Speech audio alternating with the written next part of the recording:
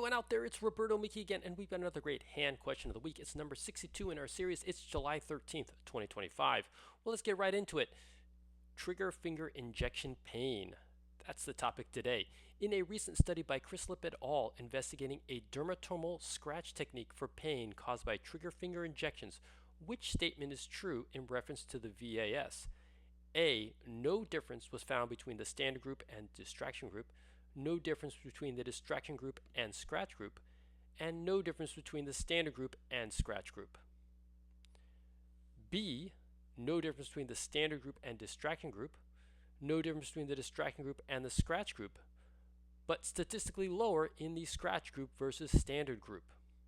C, no difference between the standard group and distraction group, statistically lower in the scratch group versus distraction group, and statistically lower in the scratch group versus the standard group.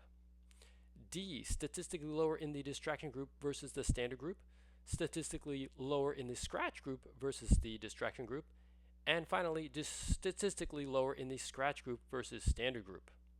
And then E, statistically lower in the distraction group versus the standard group, but no difference between the distraction group and the scratch group, and statistically lower in the scratch group versus the standard group.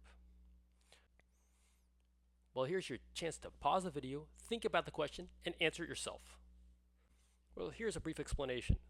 The study had three groups: a standard treatment, where they just injected the trigger finger, a second group, which was a distraction group, and a third group called a scratch group. In the distraction group, the patient scratched the contralateral neck and shoulder. In the scratch group, the patient scratched the skin just proximal to the injection site in the same dermatome.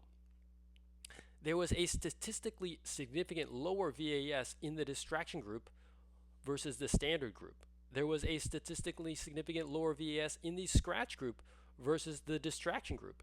And there was a statistically significant lower VAS in the scratch group versus the standard group.